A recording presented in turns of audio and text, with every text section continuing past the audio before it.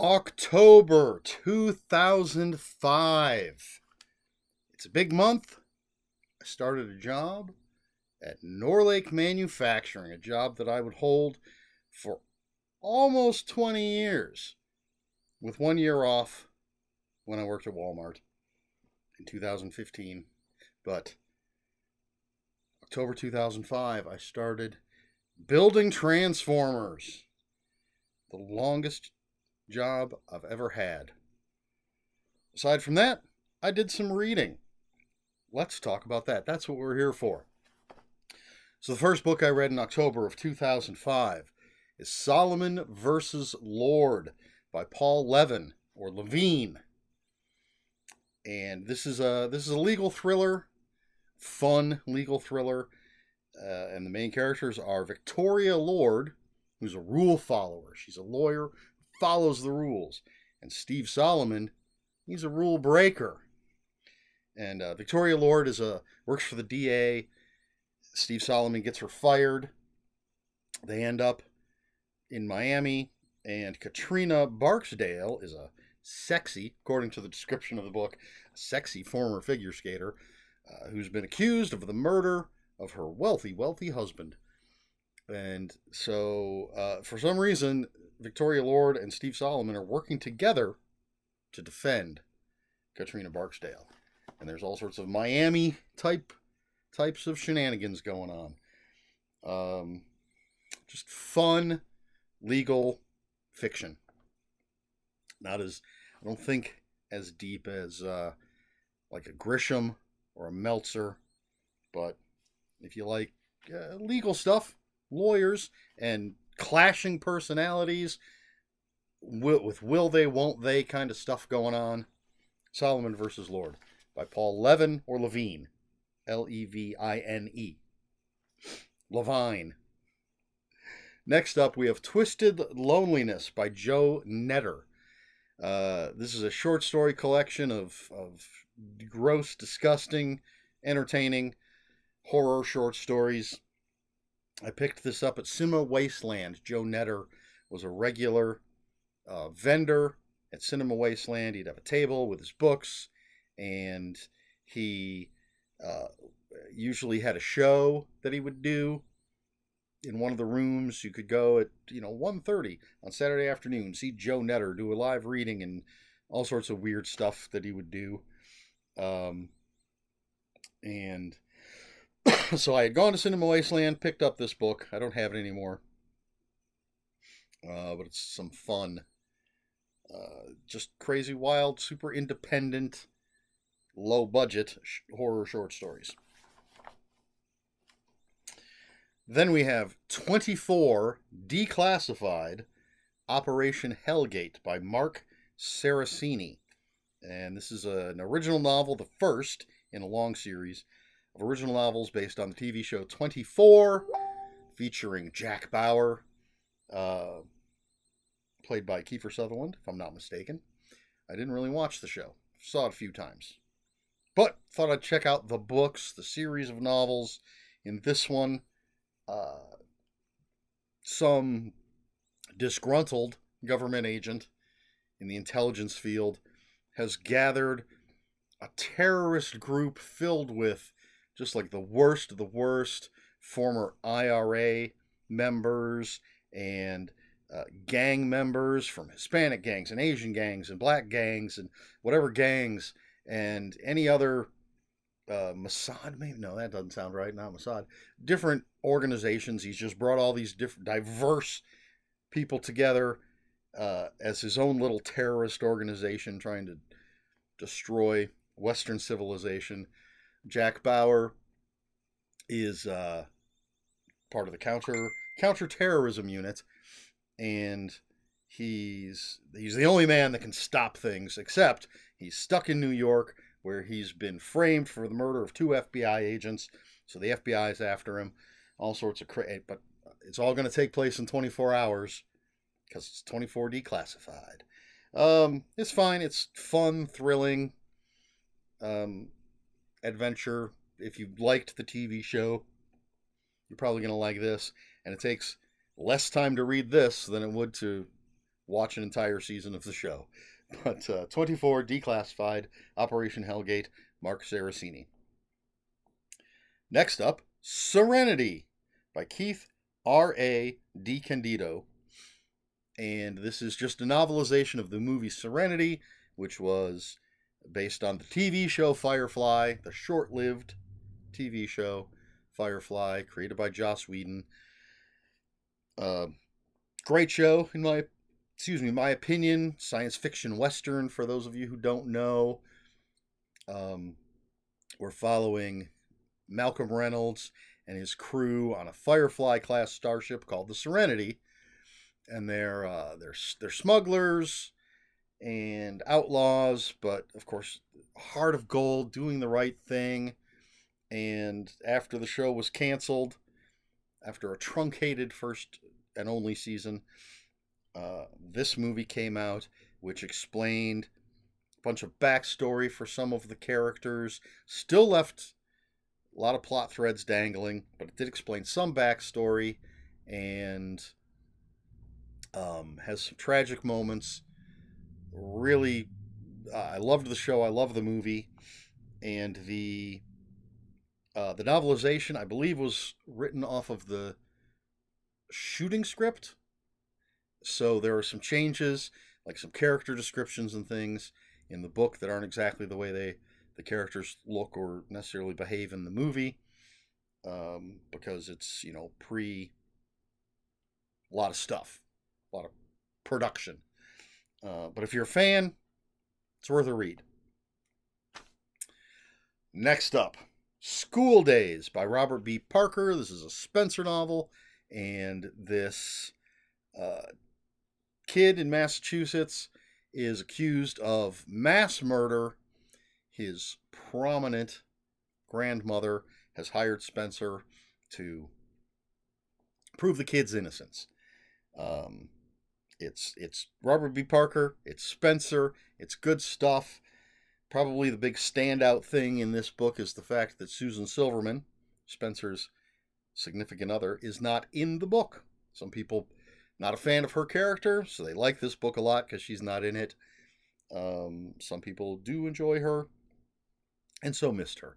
But it's Spencer trying to solve why this kid, who actually committed the mass murder, why this kid is reluctant to defend himself. School Days, Robert B. Parker. The penultimate book for October 2005, The Simpsons: One Step Beyond Forever, edited by Jesse L. McCann. Little trivia, right in the middle of writing that down in my list, my pen ran out of ink. I had to switch to a different pen that's much, much lighter ink. And so you're going to see me possibly struggling to read from this list for some time. But that's neither here nor there. The Simpsons: One Step Beyond Forever, edited by Jesse L. McCann. This is the episode guide for The Simpsons, seasons 13 and 14. So plot synopses, trivia, guest stars, quotes, just all the stuff you know and love from an episode guide for seasons 13 and 14 of The Simpsons. And the final book that I read in October of 2005 is One Foot in the Grave by, I assume WM is William Mark Simmons, but it just says WM Mark Simmons. And this is above the title, it says on the front cover of the book, it says Dracula Meets the Godfather. So our main character is Christopher Sejge. It's Csejthe is how you spell the last name. I looked up how to pronounce it online. I found 3 distinct different pronunciations, so I'm going with the easiest one for me, which is Sejge. But anyway, our main character, Christopher Sejge, his wife and child have died, and he's infected, and he's transitioning into the undead. So he's sort of halfway between being human and a vampire. even though uh, he doesn't believe in any of this stuff and vampires or anything. But there's vampires, werewolves, witches, dryads, all sorts of horror creatures and fantasy creatures that actually inhabit the world. Now he's becoming a part of that world, and there are two vampire families, think mob families, that are both sort of vying for him, fighting over him. He's trying to navigate becoming something different and dealing with these vampire mob families. Excuse me again. And all these other creatures that he's learned exist in the world. It's from Baen. Is that the publisher? How you say their name? Baen. Mostly known for their, my opinion, mostly known for their military science fiction. They do delve into dark fantasy or this sort of urban fantasy horror-ish stuff every once in a while. But it definitely has a different flavor than other urban fantasy or horror that I've read. Yeah, Baen has a sort of a flavor all its own in their writing, or in their publishing. One Foot in the Grave, William Mark Simmons, the final book that I read in October of 2005. Question for this video. I don't know if we've ever discussed this. It's possible we have. I can't remember. I'm getting very old. I don't remember all the questions I've asked. Are you a fan of Firefly / Serenity? Taking Joss Whedon and his poor behavior off the table, just separating the art from the artist for this particular case. Are you a fan? Have you not seen it? Do you have any interest in it? Obviously, I am a fan. I have a wonderful box set of the series. It's only 13 episodes. And I have the movie, Serenity, of course, to go with it. And fantastic cast. Alan Tudyk, Nathan Fillion. I can never remember the names of there's Jewel State, who plays Kaylee. And then I can't remember the other people. There's River and Simon. And there's a Baldwin, but not one of the Baldwin brothers, who plays Jane. Anyway, great cast. Great characters. The Malcolm Reynolds and his second in command, whose name I can't remember. It's Zoe Washburn. But I still can't remember the actress's name. She was on Suits. She was like the head lawyer at Suits. They were rebels. It's the space humans had expanded out into space, and there's corporations that run everything, and they were trying to take over these sort of outer rim planets that are very much old Western type planets because they're way out there. They don't have the resources and everything.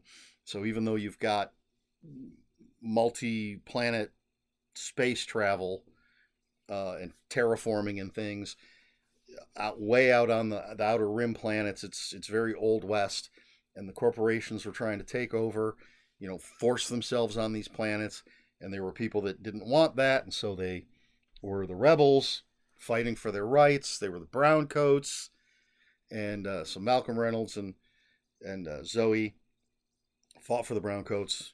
Browncoats lost, and they became smugglers, pirates, outlaws, whatever.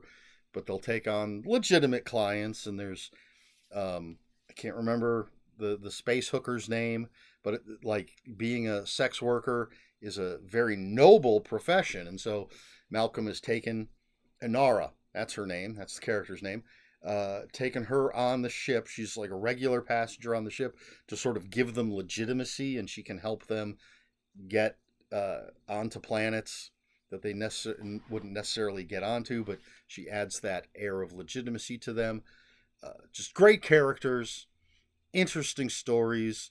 A lot of Joss Whedonisms. If you've watched like Buffy and Angel and Firefly and Dollhouse and the stuff that he's done, you start to notice the things that he likes to do in his storytelling. So when watching something like Cabin in the Woods, there were certain things that happened that if I hadn't already known Joss Whedon was associated with it and a co-writer on it, I would have been like, that's a Joss Whedon thing. Same with Avengers. There's just certain things he likes to do, and those things are in Firefly. But anyway, I'm going on so much that it's obvious. Loved the show, loved the movie. What about you? Let me know in the comments below. If you have any comments, questions, or corrections, please put those in the comments below. Comments are open for spoilers. Just post spoiler warning. We try to be polite here on my channel. Please like, share, and subscribe. All the usual YouTube stuff. If you'd care to follow me on other social media, I'll have links to my Instagram and Bluesky in the description below. And that's all I've got for you this week. So until next week, read more books.